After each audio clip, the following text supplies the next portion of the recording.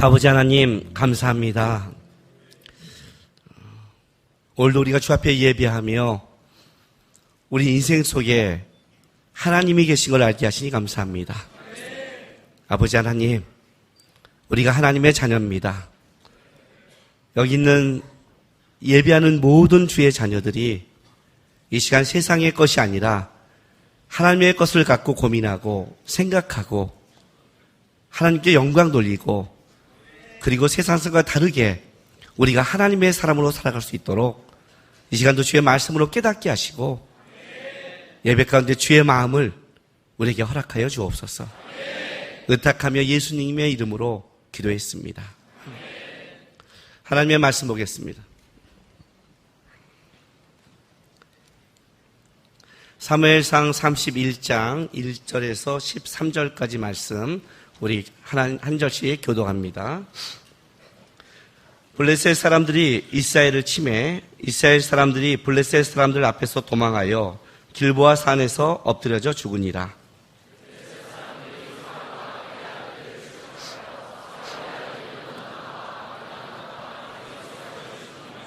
사울이 패전함에 활 쏘는 자가 따라잡으니 사울이 그 활 쏘는 자에게 중상을 입은지라.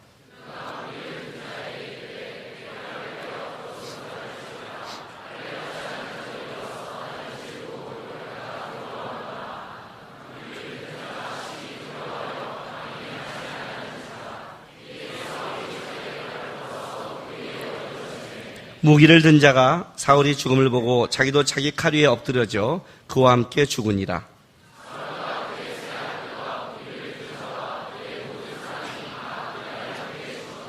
골짜기 저쪽에 있는 이스라엘 사람과 요단 건너 쪽에 있는 자들이 이스라엘 사람들이 도망한 것과 사울과 그의 아들들의 죽었음을 보고 성읍들을 버리고 도망하며 블레셋 사람들이 이르러 거기에서 사니라.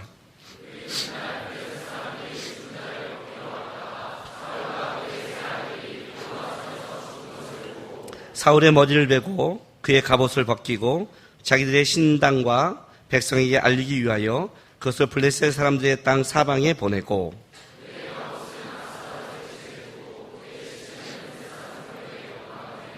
길르앗 야베스 주민들이 블레셋 사람들이 사울에게 행한 일을 듣고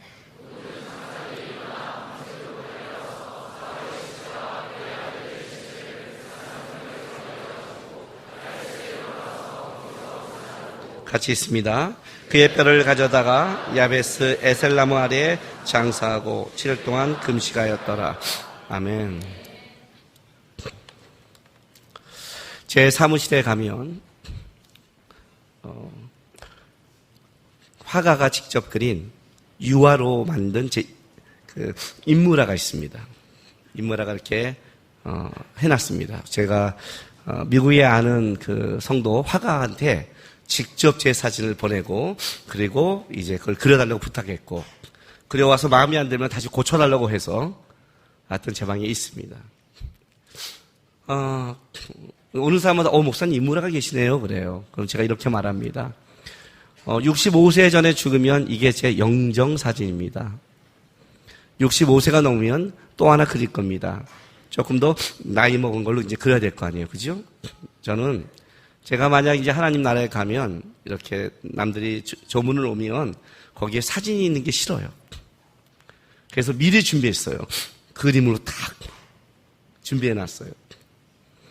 그리고 제 그 컴퓨터에 가면 가족란이라는 게 있는데 알집으로 묶여 있고 비밀번호가 있어요. 이 비밀번호를 우리 아내가 알아요. 그래서 만약에 내가 불시에 하늘나라에 가면 어떻게 우리 아내가 그 비밀을 탁 푸는 거죠. 그러면 통장 계좌부터 비밀번호가 다 있는 거죠. 자식들이 절대로 못 가져가게. 다 적혀 있고 어떻게 됐고 일은 어떻게 처리하며 우리 집에 이건 어떻게 있고 이렇게 하는 유언까지 이렇게 딱 간략하게 남겨 있어요. 간략하게. 이제 좀 지나면서 마음이 바뀌고 좀 하면 이렇게 유언을 좀 바꾸기도 하죠. 아주 좋을 때는 여보 사랑해 막 들어가 있고 마음이 안 좋으면 지우죠. 잘 살아 뭐 이렇게.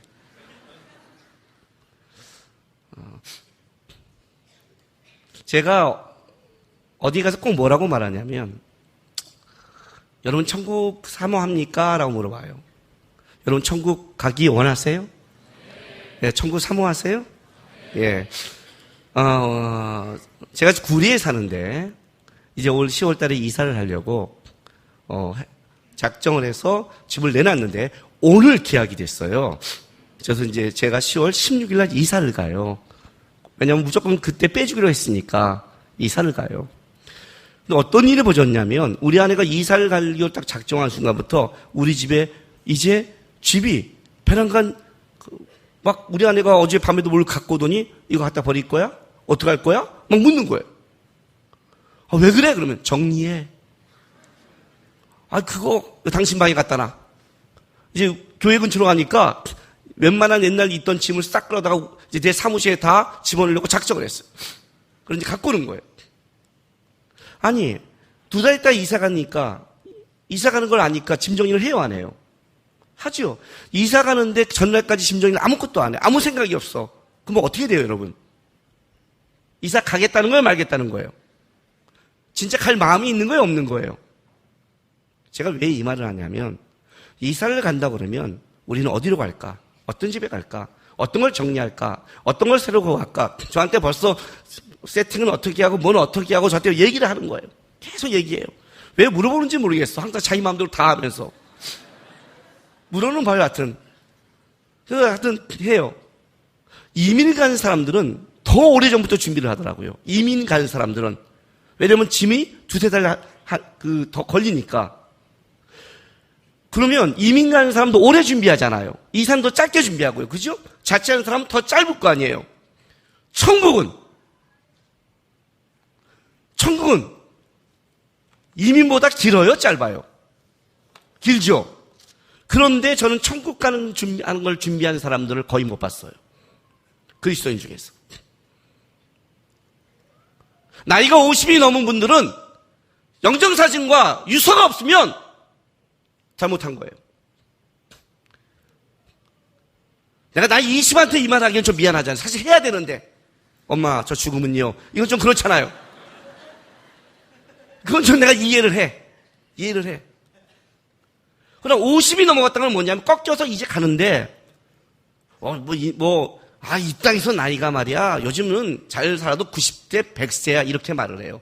그래요. 땅에서 지긋지긋하게 살다 오세요. 땅의 연수는 하나님이 준 거지만 우리의 소망은 천국에 있는 거거든요. 준비해야죠. 언제 불러도. 창세기 믿음의 조상 아브라함을 보면 아브라함이 믿음의 조상이에요. 믿음의 조상이라는 건 어떤 뜻을 갖고 있냐면 단순하게 우리의 믿음의 첫 번째가 아니라 하나님이 믿음의 조상이 아브라함이야. 이 말은 무슨 말이냐면 앞으로 믿음의 후손들은 아브라함처럼 신앙생활을 해야 돼. 아브라함이 모델이야. 믿음이란 이런 거야. 그걸 말해주고 있어요.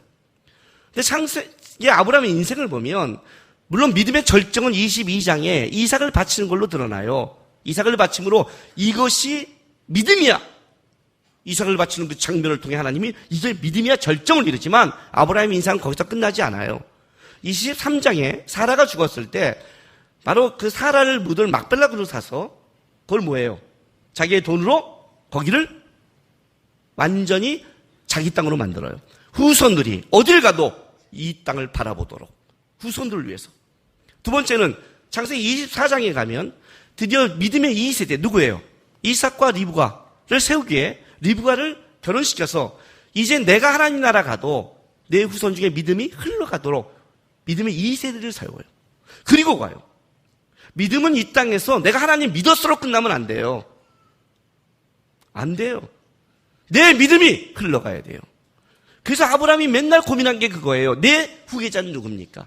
다른 말로 할게요. 나는 내 믿음을 누구한테 흘러보내야 됩니까? 하나님 나라 올 때까지 믿음은 끊어지지 않아야 되는데 내가 성경을 보면서 가장 감동적 있게 읽은 성경 본문의 여러 구절 중에 청년 때 꽂힌 몇 가지 구절이 있는데 그게 아브라함의 하나님, 이삭의 하나님, 야곱의 하나님이에요. 제가 예수를 믿는 순간 이렇게 고백했어요. 하나님, 저는 이 고백이 너무 좋습니다. 김남국의 하나님으로 끝난 게 아니라 내가 믿는 하나님이 내 자식이 그 하나님을 믿고 그 손자가 믿으면서 믿음의 유산이 끊어지지 않게 흘러가는 것. 믿음을 흘려보내는 것. 저는 이게 너무 좋습니다. 우리는 천국을 바라보는데 놀랍게도 저는 천국을 준비한 사람을 못 봤어요. 못 봤어요. 우리 어머님 지금 저희가 모시고 있어요. 장인어른도 모셨고 2월달에 돌아가셨어요. 장인어른 오시자마자 제가 처남들에게 이렇게 말했어요. 아버님 언제 돌아가실 때 이상한 사진 갖다 놓지 말라고 했어요. 아버님 사진 중에 가장 좋은 사진 미리 뽑아라고 했어요. 이걸 영정사진 할 거야. 왜? 마지막에 사람들에게 인사할 때 왜 자식들이 그런 걸 준비 안 해요? 마지막 사진을 이상한 증명사진 갖다가 꽂아놔요. 그잖아요. 우리 안 죽어요? 미안해요, 10대.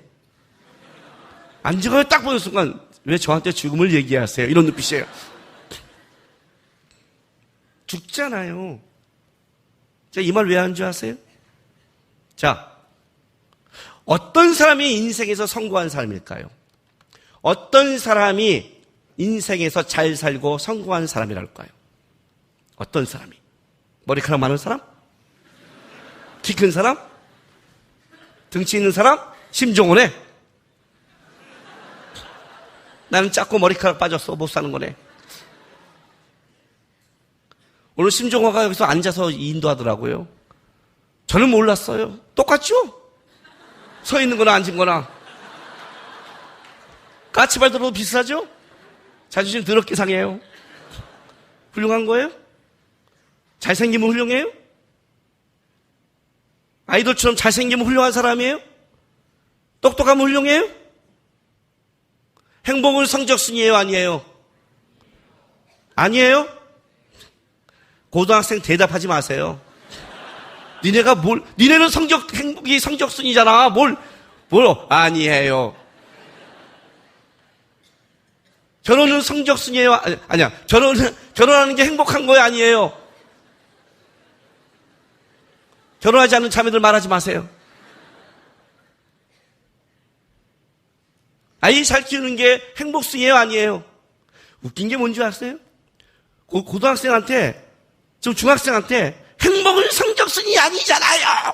이건 다 중고생이에요. 알아요? 내 나이 되면 그냥 다 알아요. 행복이 성적순이 아닌 걸. 왜? 그렇게 전교 1등한 애가 지금 행복하지 않더라고요. 하위 2%. 고등학교 때 하위 2% 밑으로. 야구선수, 농구선수만 있었어요.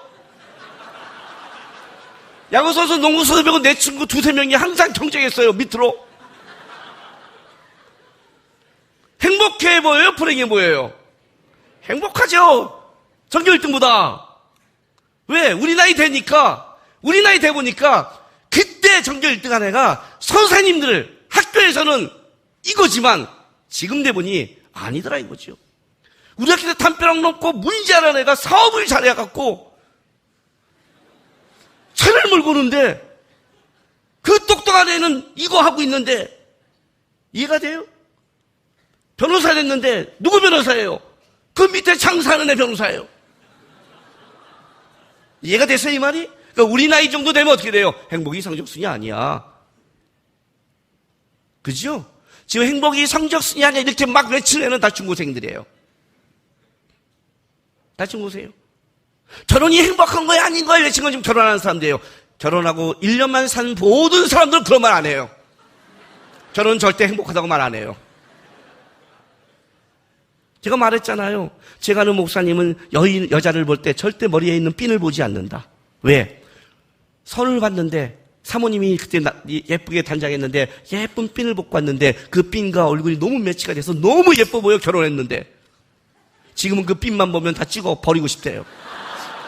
내가 왜 그 핀에 현혹이 돼서 핀만 아니었으면 결혼하지 않았는데 여자들이 머리 뽑는 핀이 너무 싫더래요. 결혼이 행복한 거냐 아니냐 이거는 지금은 솔로들 지금 나이 30대 후반 돼가는 우리 자매들 했잖아요. 목사님은 해봤잖아요. 아이고 해봐.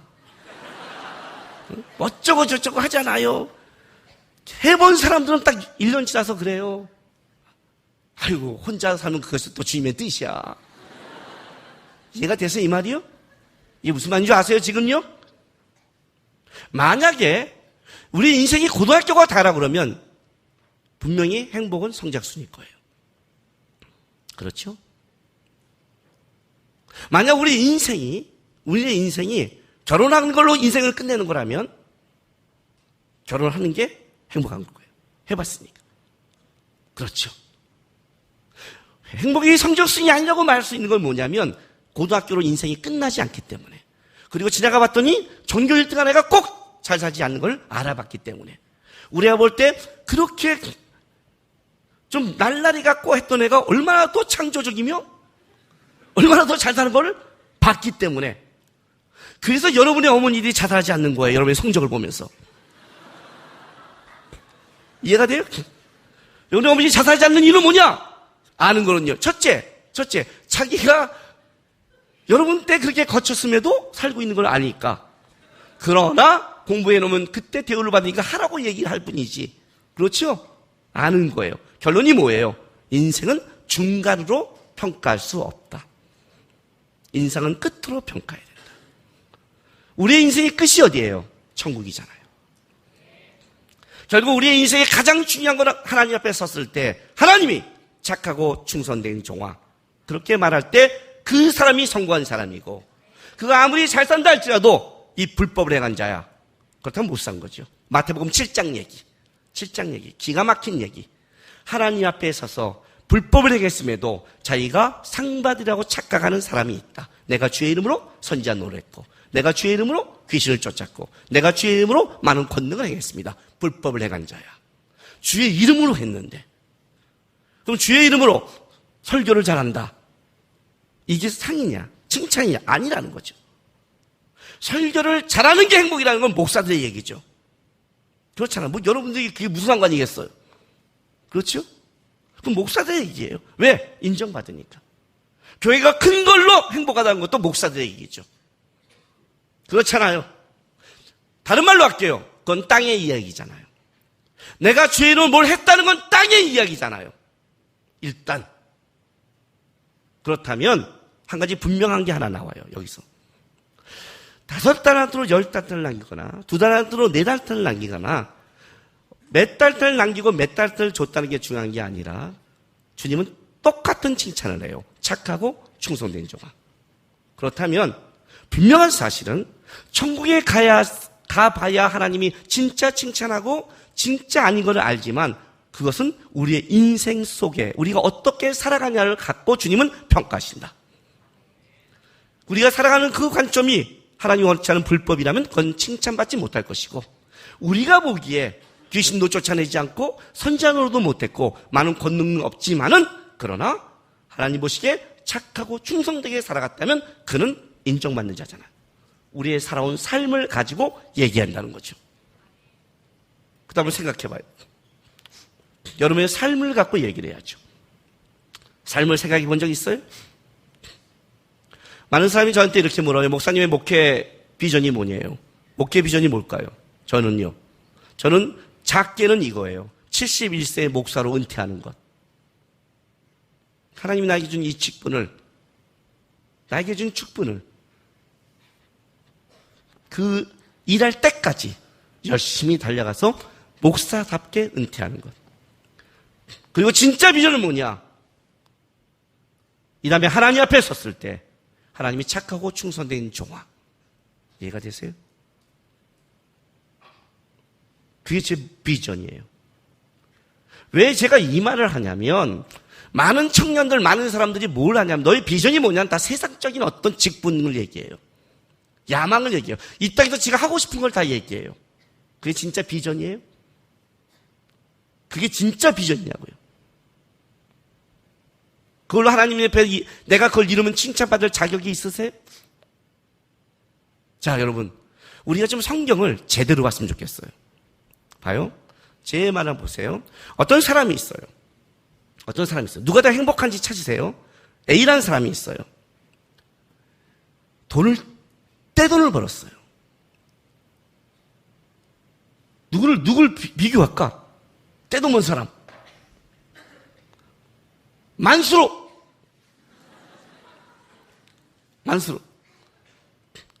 신실에서 축구 구단을 사는 만수로. 만수리야. 어마어마하게 많아. 할 거 다 해. 놀 거 다 놀아. 행복하게 다 해. 자기 딱 죽은 날 부도 맞았어. 돈 다 날라갔어. 근데 자기 죽을 때까지는 어떻게 돼요? 먹을 거 다 먹고 놀 거 다 하고 할 거 다 한 거예요. 알았죠? 몇 초씩 쓸 거 다 쓴 거예요. 죽는 날 부도 맞은 거야 그냥. 그러니까 누가 불행한 거예요? 예, 남는 사람만 불행한 거예요. 이 사람은 행복하게 살 것을 다 했어요. 이 A와 B. 대학도 못 들어가. 맨날 돈 때문에 걱정해. 부모님 돌봐. 왜 얘기가 내 쪽으로 휩싸게 가지? 어렵게 살아. 어떤 때는 돈 벌려고 외국도 왔다 갔다 해. 그냥 죽을 때까지 땀 삐직삐직 써보지도 못하고 힘들게 어렵게 살아가. 자, A와 B 중에 누가 행복한 거예요? 근데 사람들한테는 성실한 아빠야. 훌륭한 아빠야. 그래도 자식들 사랑하면서 인생의 무게를 지고 하는 아빠야. 그건 인정받아. 자, A, B. 누가 행복한 사람이에요? 여러분에게 만약 어떤 인생을 살래 그러면 어디 살래요? 요게 정답이에요. 웃는 게. 아주 요번 지금 예배에 온 사람들은 생각하는 사람이 났어요. 가끔 고등학생들은 아무 생각 없이 삐 막 이래요. 칭찬받는 그 한마디에 모든 게 간 거죠. 그게 어떤 인생? 여러분 지금 알고 있는 거예요. 그죠? 알고 있잖아요. 그죠? 인생으로 따지면 누가 행복해요? A가 행복하죠? 그게 사울이에요. 그게 사울이에요. 오늘 사울의 죽음을 보고 있는 거예요. 죽을 때까지 나이 80이에요. 힘이 남아돌아요. 전쟁터에 나올 만큼 힘이 있어요. 죽을 때까지 왕노를 했어요. 그죠? 죽을 때도 아무거나 이겨 죽은 게 아니라 아프지도 않아요. 그냥 칼로 푹 하고 죽은 거예요. 죽을 때도 깔끔하게 죽었어요. 자기 죽을 때 아들도 다 죽었어요. 아들들이 불쌍하지만 자기는 80까지 왕으로서 놀 거 다 놀고 할 거 다 하고, 그죠? 다 해봤잖아요. 사위에게 창도 던져봤잖아요. 막 할 거 다 해봤잖아요. 성질 나는 대로 마음 내키는 대로 다 살았잖아요. 하나님이 버렸다 하지만 어쨌든 그건 우리가 아는 성경의 말이고, 겉으로 보기에는 왕으로 죽었고 기름 부음 받았고 80까지 잘 먹고 잘 살다가 오늘 죽었어요. 그 앞에 있는 다윗은 사울 때문에 쫓겨나가서 망명생활하고 광야에서 못 먹고 힘들고 고통받고 사람들 눈에는 버림받았다 느끼고, 어떻게 기름 부은 자가 밖에 나가? 어떻게 너가 하나님의 기름을 받았으면 그렇게 고생할 수가 있어? 어떻게 네가 하나님의 은혜를 받는데 하나님이 안 지키고 가족을 뺏겼다가 겨우 찾아? 간증이 야 하나님이 우리를 도와서 가족을 찾았어가 아니라 야 하나님이 도우면 가족을 안 뺏겨야지. 그렇지 않아요? 하나님이 날 도와서 머리카락이 났어. 여러분은 아예 안 빠져. 누가 진짜 돕는 거예요? 빠졌다가 낫는 거예요? 안 빠진 거예요? 그죠? 아는 건. 그런데 그따위로 살아요? 그렇게 알고 있으면서? 그렇죠? 다윗 입장에서 보세요. 지금은 닦아놓고 다윗과 사울을 딱 대놓으면 누가 더 잘 살았다고 생각할 것 같아요? 누가 인정받아요? 사울이에요. 사울이에요! 원래 똑같아요.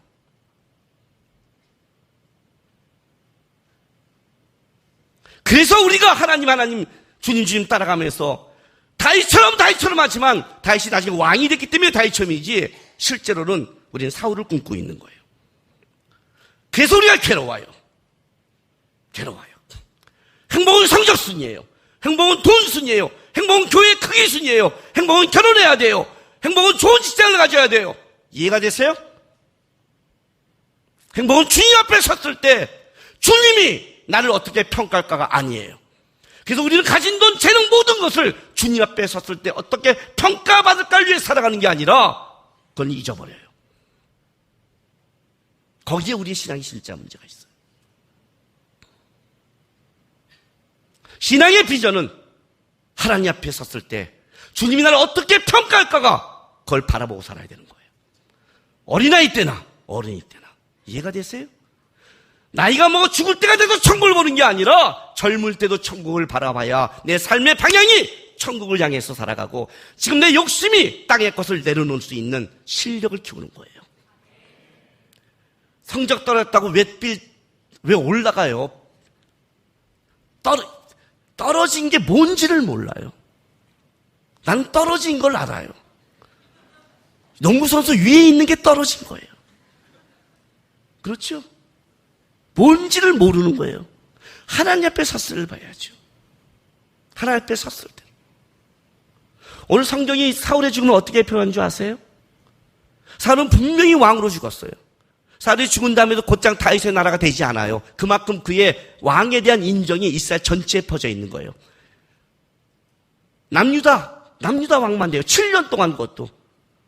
앞으로 2년 동안은 아직 안 죽은 아들 이스보셋이 다시 북이스라엘을 다스려요. 세상적으로 본다면 사울은 불행해 보이지만 여전히 막강한 거예요. 보세요. 31장에 1절에 이렇게 시작해요. 블레셋 사람들이 이스라엘을 침해. 이스라엘 사람들이 블레셋 사람들 앞에 도망하여 길보아 산에서 뭐라고요? 엎드려져 땅에 꼬꾸라져 죽는 모습이에요. 그러니까 얼마나 지금 전쟁 속에 처음부터 이스라엘이 당하는지 아시겠죠? 막 꼬꾸라져 죽는 게 막 보이는 거예요. 자, 2절 보세요. 블레셋 사람들이 사울과 그의 아들을 추격하여 사울의 아들 요나단과 아비닷과 말기사를 죽이니라. 자, 이 추격하는 단어가 어떤 단어냐면 붙줬다라는 단어예요. 이 붙줬다는 단어는 이런 뜻을 가지고 있어요. 다른 단어로 말한다면 연합하다라는 뜻도 있고, 또 이것은 욥기에는 어떻게 이 단어를 사용했냐면 살과 뼈가 붙어 있다는 표현이에요. 우리 그런 말 있죠? 살과 뼈가 쫙 붙어 있는. 그게 붙여둔 거예요. 그러니 지금 적군이 뭐예요? 몸과 몸이 붙어 있을 만큼 추격하는 거예요. 그냥 추격하는 게 바로 요 뒤에 추격하는 거예요. 얼마나 지금 긴급하겠어요. 그죠? 이스라엘 백성들이 박살나는 거예요. 죽어가는 건 꼬꾸라져 죽어가고 추격은 바짝바짝 죽여서 이스라엘이 완전히 박살나는 장면이에요. 그 와중에 사울이 알게 된 거예요. 사울이 이제 나도 죽을 때가 된 거예요. 보세요. 3절 4절. 사울이 패전하면 활 쏘는 자, 우리는 단순히만 원어는 복수예요. 그러니까 활 쏘는 자들이 따라잡으니 사울이 그 활 쏘는 자 앞에 중상을 입었어요. 이 중상이 그냥 다쳤다가 아니라 너무 기만 통증으로 안에서 괴로운 거예요. 그러니까 더 이상 사울이 도망갈 수 없는 그 상처를 입은 거죠. 그래서 뭐라고 그래요? 4절에 그가 무기를 든 자에게 이르되 내 칼을 빼어 그것으로 나를 찌르라. 할례 받지 않는 자들이 와서 나를 찌르고 모욕할까 두려워하노라 하나 무기를 든 자가 심히 두려워하여 감히 행하지 아니하는지라. 이에 사울이 자기 칼을 뽑아 그 위에 엎드러져 죽어버리는 거예요. 칼을 위해서. 왜? 사울이 지금 어떤 두려움까지 하면 여기까지 왔어요. 할례 받지 않는 자들, 이방인들을 모욕할 때 쓰는 단어예요. 이방인들을 모욕하는, 모욕하는 저들에게 어떻게 되는 거예요? 이제 죽을 만큼 당한 거예요. 차라리 할례 엄자에게 죽을 바에는 어떻게 해요? 죽겠다고 죽어버린 거예요. 근데 이렇게 죽었는데, 보세요. 8절에. 그 이튿날 블레셋 사람들이 죽은 자를 벗기러 왔다가, 자, 왜 죽은 자를 벗기러 온 게 뭐냐면 이제 전리품을 가지러 온 거예요. 전쟁 때 옷 같은 거나 칼을 뺏어 전리품을 찾으러 왔는데, 그때 누가요? 사울과 그의 아들 길보아스의 죽은 것을 본 거예요. 왕의 복이 있을 거 아니에요. 그러니까 그걸 보고 사울의 머리를 베버리고 그의 갑옷을 벗기고 자기들 신당과 백성을 알리기 위해 그것을 블레셋 사람의 땅 사방에 보내고, 갑옷은 아스다롯 산당인데 그 블레셋 아스글론에 있는 가장 큰 신당인데 이 아스글론 그 신은 전쟁과 다산을 상징해요. 그래서 자기 전쟁의 신앙 앞에 갖다 놓은 거예요. 승리를 갖다 놓고 그 시체는 벳사 선벽에 못 박았어요. 그러니까 지금 사울은 어떻게 됐어요? 목이 잘렸죠. 역대기에는 사울의 목이 어디에 가 있냐면 다곤 신당에 갖다 놨대요. 그러니까 목은 다곤 신당에, 몸은 벳산 성벽에 목을 잘라서 해놓은 거예요. 해놓고 났더니, 자, 11절 보세요. 길르앗 야베스 주민들이 블레셋 사람들 사울에게 행한 일을 듣고 모든 장사들이 일어나 밤새도록 달려가서 사울의 시체와 그 아들의 시체를 벳산 성벽에 내려가지고 야베스에 돌아가 거기에 불사르고 그의 뼈를 가져다가 야베스 에셀라말에 장사하고 7일 동안 금식하겠다라고 우리 성경은 끝내요. 그런데 이 성경에 흘러가면서 하나의 단어 몇 개가 어떤 걸 상징하고 있냐면 사울의 죽음을 조명하고 있는 거예요. 조명하고 있는 거예요. 길랄 야베스의 주민들이 벳산 성벽에서 가는 거는 한 20km가 넘어요. 5일 정도 걸리는데 거기 간 거예요. 5시간 정도 걸리는데 거기 가서 몸만 가지고 왔어요. 근데 사울의 몸은 훼손되고 목은 없잖아요. 그죠? 그러니 장례를 지어야 되는데 몸은 훼손돼 있으니까 화장을 해서 에셀라마에 여기 묻어버린 거예요. 화장해서. 그런데 이스라엘 사람들은 전통적으로 화장을 안 해요. 그 자체를 매장을 해요. 화장을 할 때는 어떤 사람에게 하느냐? 극도한 죄악을 지은 사람. 예를 들어서 여호수아가 들어가서 여리고성을 무너뜨리고 와서 여리고성에 어떤 걸 취하지 말라고 할 때 누가 취해요? 아간이 취하죠. 그게 아골골적에 나오잖아요. 아간을 화형시켜버려요. 그러니까 불태울 때는 어떠냐? 시체를 불태울 때는 죄인들에게 하는 거예요. 그럼 지금 사울을 죄인 취급했을까요? 이스라엘 백성이? 아니죠. 그래도 왕이니까 그 사람들은 왕 대우를 하고 있는데 하나님은 어떤 대우를 하고 있다고요? 죄인 하는 거예요. 레위기에도 불태우는 자들은 다 죄 지은 자들이에요. 하나님은 죄인 취급을 해요. 그러니까 사람의 인정과 하나님의 인정이 얼마나 다른 걸 보여줘요. 그래서 오늘 여기 본문에 보면 8절 보세요. 그 이튿날 블레셋 사람들이 죽은 자를 벗기러 왔다가 사울과 그의 세 아들이 길보아산에서 죽은 것을 보고 우리에겐 죽은 것을 보는데 히브리 성경에는 이걸 다른 단어를 써요. 그냥 죽는다가 아니라 엎드러지자는 뜻을 써요. 이게 무슨 말이냐면 이런 뜻을 가지고 있어요. 창세기에 보면 노아 때 물이 차서 많은 사람이 다 죽어가잖아요. 그거를 일부러 의도적으로 익사라는 표현을 안 써요. 물에 죽으면 익사잖아요. 왜 익사라는 표현을 쓰면 어떻게 되냐면 자연적 재난으로 죽었다고 착각할까봐. 홍수는 뭐예요? 노아의 홍수 때는 심판이죠. 하나님이 죄악 때문에 심판으로 죽인 거지 자연적 재난으로 죽은 게 아니잖아요. 그러니까 성경이 얘는 재난이 아니라 심판이야를 강조하기 위해서 의도적으로 익사라는 표현을 안 쓰고 다른 표현을 써버려요. 똑같은 표현이에요. 그냥 죽은 게 아니야. 심판받은 거야.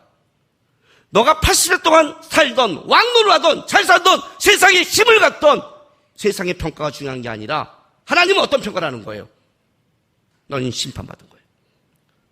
그 시스템마저 불태워버린 거예요. 그래서 역대기에 사울의 죽음을 정확하게 표현을 해요. 자, 역대상 10장 13절부터 14절 보세요. 다 같이 시작. 사울이 죽은 것을 여호와께 범죄했기 때문이라. 그가 여호와의 말씀을 지키지 아니하고 또 신접한 자에게 가르치기를 청하고 여호와에게 묻지 아니하였으므로 여호와께서 그를 죽이시고 그 나라를 이세 아들 다윗에게 넘겨주었노라. 이해가 돼요? 역대기는 정확하게 사울이 죽은 여호와께 범죄다. 그래서 심판받았다. 세 가지 크게 범죄했는데 하나님의 말씀을 지키지 않았고 신접한 이를 찾아갔고 뭐예요? 여호와께 묻지 않는 죄를 져서 하나님 그걸 죽여버리고 때가 돼서 넘겼다. 왜? 세상적으로는 왕노를 하고 다 가졌는데 왜? 잘 들었어요, 여러분. 세상적으로 돈이 있고 세상적으로 똑똑하고 세상적으로 권력이 있고 세상적으로 가졌다고 그것이 하나님 앞에 내가 주님의 이름으로 사업에 성공했습니다. 주님의 이름으로 능력을 행했습니다. 주님의 이름으로 훌륭한 사람이 됐습니다. 가 하나님이 인정한 표가 아니라고 얘기하는 거예요. 사울의 인생을 봤더니 사울의 인생은 놀랍게도 그는 하나님의 뜻에 따라 블레셋과 아말렉과 싸워야 되는데 그는 한 번도 블레셋과 싸우는 지대 한 번도 제대로 싸워본 적이 없는 거예요. 블레셋 앞에만 서면 오늘도 떨고 블레셋 앞에만 서면 피해 다녔어요. 하나님이 그렇게 진멸하는 아말렉 아각을 살려주고요. 자기의 이익에 따라.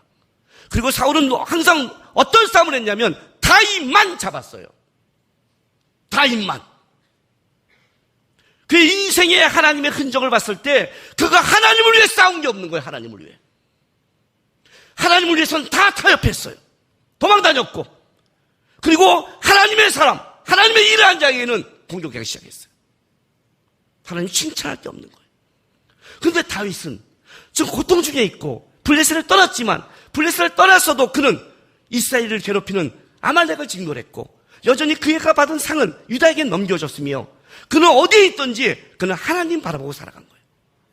세상 사람 보기에는 현재 다윗은 아무것도 아니고, 이스라엘 사람들 보기에도 다윗은 버림받은 사람같이 보이지만, 그의 삶은 한 번도 하나님이 자기에게 맡겨진 걸 포기한 적이 없고, 하나님이 자기에게 원하는 것을 놓치지 않고 살아갔어요. 무엇가 돼서 인정받는 게 아니에요, 여러분. 성경 1등을 하기 때문에 내가 하나님께 영광 돌린 게 아니에요. 계시가 온 거예요. 어린아이 입을 통해서 맞다 이렇게 해요. 설교가 너무 기가 막힐 때는 어린아이 입을 통해 하나님에서 얘기할 때도 있어요. 예수를 믿으면서 얼마나 우리 시야가 예수님을 믿는 시야가 아니에요. 지극히 세상적이에요. 지극히. 여러분이 지금 하나님을 위해 싸우고 기도하고 가고 있다면 여러분 실패한 자가 아니에요.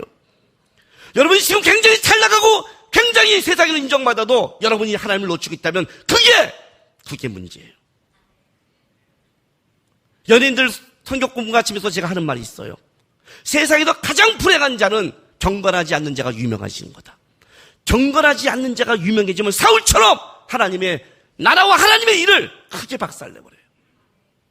유명해지고 높아지고 가지려는 싸우는 게 아니라 작은 것 하나라도 다윗처럼 낮아지고 이해하지 못한 길을 가더라도 거기서 내가 하나님을 붙잡고 하나님의 사람을 하고 기도하며 하나님이 원하는 삶을 살아가는 싸움, 그 싸움을 해야 되는 거예요. 말했잖아요, 여러분. 돈 벌어서 선교센터 짓는단 말 하지 말라고요. 지금 이 자리에서 차라리 1,000원이라도 내는 게 나아요. 내가 이 다음에 훌륭하다면 하나님의 영광을 위해서 하지 말고 지금 내게 있는 자리에서 하나님의 영광을 위해 내가 그리스도인답게 살아가는 싸움을 하는 거예요. 이해가 되세요? 마커스가 사람이 많이 오니까 성공했다고 생각해요? 아니요, 그런 적 없어요. 그런 적 있었으면 마커스가 사람이 안 올 때 우리는 벌써 포기했어요. 그때나 지금하고 똑같아요. 인원이 적어도 우리는 제일 많은 성도로 예배하는 게 아니라 적어도 하나님이 눈이 머물 만한 하나님을 바라보는 최고의 예배를 드리자. 20명일 때도 최고, 100명일 때도 최고. 그냥 하나님께 전심으로 마음을 드리는 것. 하나님 앞에 살아가고 있다면, 하나님을 붙잡고 있다면, 하나님을 기억하고 있다면 나에게 주는 모든 것이 이 다음에 그 흔적이 하나님 앞에 섰을 때 주님이 나에게 주는 시간과 재능과 물집이 저는 하나님을 생각하면서 하나님을 위한 싸움을 했습니다면 그는 착하고 충성된 종일 거예요. 그러나 굉장히 많은 걸 준다 해도 사울처럼 하나님이 나를 위해 싸우지 않고 자기를 위해 살아갔다면 땅에서는 성공했지 모르지만 땅에서 성공한 만큼 하나님께서는 너는 절대 아니라는 심판의 대열에 쓴 거예요. 사울의 죽음은 심판이었어요. 알았어요? 이 땅에서 잘 된 것 같고 목에 힘주면 안 돼요. 다른 말로 할게요. 이 땅에서 안 되는 것 같고 징징대지도 마세요. 그거는 하나님 앞에 서야 될 성도들의 모습은 아니에요. 성도의 모습은 언제나 한 가지였어요. 이 다음에 이 땅을 날 살게 한 주님 앞에 내가 어떻게 설 것인가? 어떻게 쓰겠어요? 주님이 못 바꾸는 게 있잖아요. 주님이 절대 못하는 게 있잖아요. 그게 뭔지 아세요? 우리의 시간을 뒤집잖아요. 오늘 여기 예배 드렸어요. 아마 이 자리에서 끌려온 애가 있을 거예요. 진짜 예배 드리기 싫었는데 끌려온 애들. 갔다 오면 맛있는 거 사줄게 왔는데 이렇게 혼날 줄 모르는. 한번 마커스에 있는데 중학생애가 설교 듣다 깜짝 놀랐고 이렇게 했다 선생님한테 이렇게 말했대요. 선생님 지금 우리 혼나는 거 맞죠? 떡볶이 몇 개 얻어먹으려고 이렇게 혼나야 되다니. 한 가지 분명한 거 있죠? 한 가지 분명한 것. 이 자리에 있으면 어쨌든 예배한 거잖아요. 그게 바뀌지 않잖아요. 바뀔 수 없잖아요. 하나님도 못 바꾸잖아요. 여러분이 하나님을 향해 기도하고 살아가는 흔적은 하나님도 못 바꿔요. 그래서 사단이 오늘 하루하루의 삶 속에 하나님의 흔적을 남기지 않는 것을 공격하는 것을 그게 바로 사단의 공격이라고 그래요. 뭘 될까? 뭘 이룰까? 이 땅에 어떤 성공할까? 어떤 비전을 가질까? 나의 꿈은 이걸까? 그따위 야망과 쓸데기 없는 것에 인생을 빼앗기지 마세요. 왕이 돼도 왕이 안 돼도 부해도 가난해도 건강해도 몸이 아파도 주님, 나는 어떤 경우에도 내 삶은 하나님께 기도하고 하나님의 흔적이 있고 주님과 고민하며 주님 앞에 설 날을 바라보면서 나는 한 걸음이 주님 앞에 있는 삶이었습니다. 그들은 분명히 착하고 충성된 종일 거예요. 나는 오늘날 이런 착하고 충성된 종이 좀 일어났으면 좋겠어요. 아셨죠? 행복은 성적순이 아니에요. 행복은 물질순이 아니에요. 행복은 세상의 것을 가진 걸로 결정나지 않아요. 그리스도의 행복은 예수가 내 주며 오늘 내가 예수와 함께하며 오늘 하루의 삶이 내가 예수 안에 있었다면 그는 행복한 자요. 그는 자랑할 만한 자요. 그건 주님 앞에서 칭찬받는 자예요. 우리에게는 이 행복은 예수 그리스도 한 분이라는 걸 기억하셔야 돼요. 사울의 죽음을 보고 이 다음에 내가 주님 앞에 섰을 때 어떤 모습일지, 세상에서 성공했는데 심판의 모습일지, 아니면 주님 보시기에 착하고 충성된 종이라는 진짜 하나님의 기쁨일지를 생각하면서 하루하루 주님 바라보면서 믿음의 걸음을 가는 여러분 되시기를 바랍니다. 기도합시다. 하나님, 제 인생길을 모릅니다.